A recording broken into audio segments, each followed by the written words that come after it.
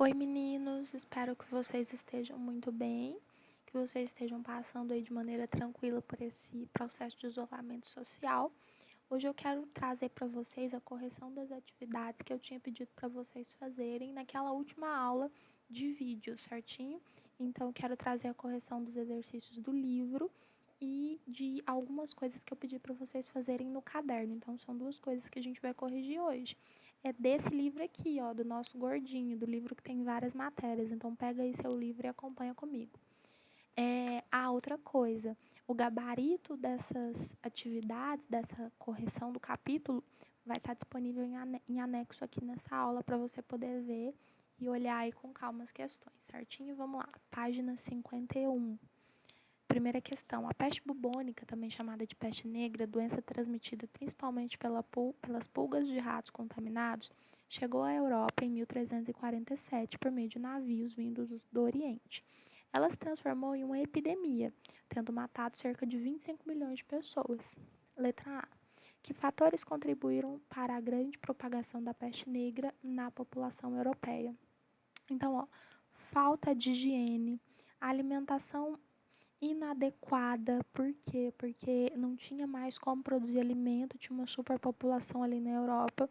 Havia uma questão também cultural, o fato das pessoas dormirem em um mesmo quarto, em uma mesma cama, que fazia com que a doença, quando ela pudesse ser transmitida pela tosse, ela se propagasse facilmente ali. Então, vamos reforçar os cuidados de higiene. E olha como a história nos ensina até hoje para a gente fazer isso, hein? B. Algumas doenças com potencial de epidemia podem ser transmitidas, por meio de insetos. Pesquise e explique uma doença com essa característica, indique seu transmissor e explique de que forma ela pode ser evitada. Vamos falar de dengue? Qual que é o transmissor da dengue? Aedes aegypti. Características dessa doença, ela causa alguns sintomas, ela é bem terrível. Quem já teve dengue aí vai poder especificar os sintomas de acordo com o que você mesmo viveu. E ela pode ser evitada quando você está aí de quarentena, tranquilo na sua casa, vai lá e lava o potinho da planta, lava a vasilhinha do cachorro, toma cuidado com a água parada, limpa o quintal, esse tipo de coisa, certinho? Página 52. Vamos lá. 2. A partir do século XVI, em diversas nações europeias, surgiram reis que concentravam em suas mãos poderes legislativo, executivo e judiciário. Eram chamados reis absolutistas. Cite as principais características do absolutismo. Esses reis absolutistas, absolutismo, como o próprio nome diz, tem a ver com absoluto. Então, qual que é a principal coisa do absolutismo? O rei tem um poder absoluto, completo, total. Ninguém consegue questionar, ninguém consegue discutir. O rei manda e desmanda do jeito que ele quer, na hora que ele quer, e é isso aí, certinho? Então, ó, no período das monarquias absolutistas, o rei ele teve todo o poder. Poder material, poder da vida, né? E poder espiritual também da religião. Houve uma unificação dos territórios, do sistema legal, formando as monarquias, fazendo o enfraquecimento desses poderes locais, ali que eram os poderes dos senhores feudais. Foram designados funcionários do Estado para cuidar da burocracia e um exército para poder servir ao rei, que isso era importante caso acontecesse alguma guerra, enfim. E além da arrecadação de impostos, porque um reino custa muito, certinho? Muitas vezes a gente teve também conflitos entre o rei e a igreja. E aí essa última coisa nós vamos estudar depois, tá bom? Vamos lá, página 55. Vamos lá então. A imagem a seguir apresenta uma visita da embaixada de embaixadores da Pérsia, que corresponde a partes do atual território do Irã, à corte de Luís XIV, na França. A Pérsia era uma região importante para o comércio no Oriente no século XVII, e a visita dos embaixadores tinha uma importância econômica muito grande no período, ok? Com base nessas informações e na análise da imagem, responda ao que se pede. Letra A. De que modo a imagem representa o rei da França? Justificam elementos. Esse carinha aqui é o rei da França. Tá vendo que ele está sendo representado aqui bem no centro? Todo mundo ao redor dele, todo mundo vendo ele, as pessoas ajoelhadas, as pessoas ali parece que estão, né, diante de alguém super importante, incrível, essa coisa toda. B. Um elemento muito importante no fortalecimento do poder dos reis absolutistas era a produção de imagens que exaltassem esse poder. Essa imagem pode ser considerada um exemplo disso?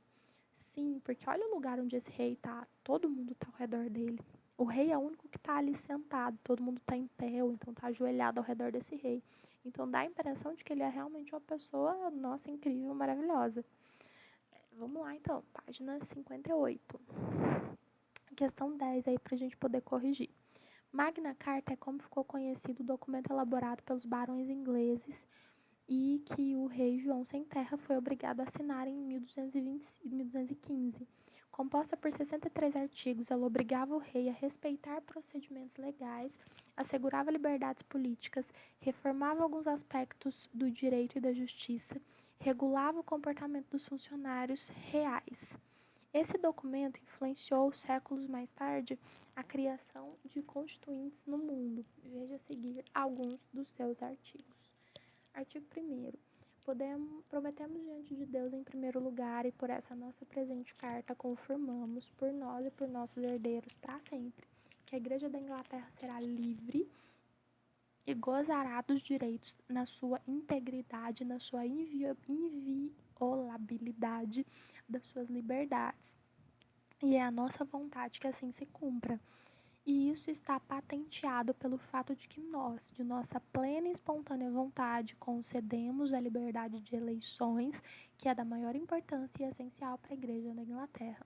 Artigo 38. Nenhum bailio levará de hoje em diante alguém a julgamento com base apenas na sua palavra, sem testemunhas dignas de crédito. Nenhum homem livre será capturado ou aprisionado ou desapropriado de seus bens ou declarado fora da lei, exilado ou de algum modo lesado. Nem nós iremos contra ele, nem enviaremos ninguém contra ele, exceto pelo julgamento legítimo de seus pares ou pela lei do país. 41. Os mercadores terão plena liberdade para sair e entrar na Inglaterra e para nela residir e percorrer tanto por terra como por mar, comprando e vendendo quaisquer coisas, de acordo com os costumes antigos e consagrados, e sem terem de pagar tributos injustos, exceto em tempo de guerra ou quando pertencerem a alguma nação em guerra contra nós. Certinho? O texto da Magna Carta está escrito na primeira pessoa do plural. Quem são as pessoas que assumem esses compromissos? Quem assume esse compromisso é o rei da Inglaterra, em nome dos seus herdeiros e dos futuros monarcas, daqueles que iriam reinar depois dele, ok? B. Os artigos selecionados mostram a defesa dos interesses de alguns grupos sociais específicos. Cite esses grupos e explique quais são esses interesses. Os interesses da igreja, de ter sua liberdade, os interesses dos burgueses, de poder entrar e sair e conseguir comprar e levar suas mercadorias. E além desses grupos, o direito à defesa e a garantia dos direitos individuais buscam defender a população de um modo geral, mas em especial a igreja e a burguesia. C. Com base no texto anterior e na leitura do capítulo, explique a importância da Magna Carta dentro do processo de concentração dos poderes nas mãos dos reis vividos pela Inglaterra na época em que o documento foi elaborado. Então, ela tinha o objetivo de assegurar os direitos da população e, de certa forma, limitar o poder do rei ao declarar que ninguém estava acima da lei. Então, era um documento que assegurava uma lei, queria regir e controlar esse país, impedir que esse rei pudesse mandar e desmandar e fazer as coisas, enfim, da sua própria cabeça. Eu pedi para vocês fazerem também, com base no que vocês lessem, algumas coisas importantes. Pedi para vocês anotarem as ideias que eram defendidas por 4 carinhas que estavam ali nas páginas dos seus livros, certinho? O primeiro deles era Nicolau Maquiavel.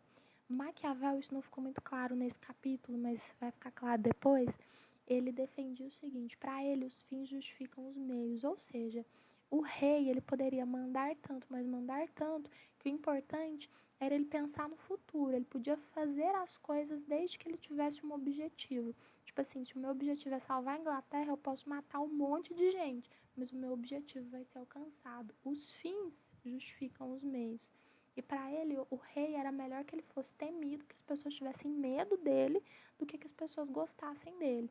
Porque se as pessoas tivessem medo, na hora do vamos ver, elas iam respeitar. Mas se elas gostassem dele, na hora do vamos ver, na hora de uma dificuldade, elas podiam, não respeitar, desconsiderar, enfim.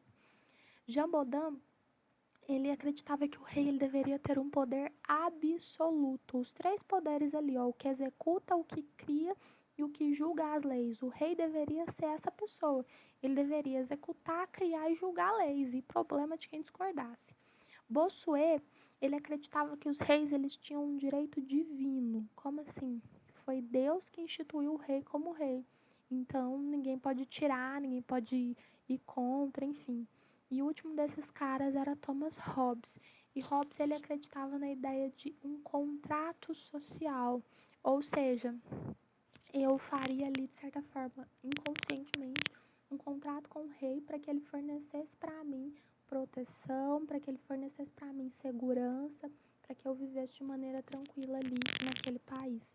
Certinho, meninos? Deus abençoe vocês, dê para vocês uma semana abençoada, que vocês sejam cheios da graça de Deus. E lembra que se eu não corrigir a atividade que você estava com dúvida aqui, vocês vão ter o gabarito. E se ainda assim ficar difícil, manda uma mensagem via SAS Conecta que eu ajudo vocês, certinho?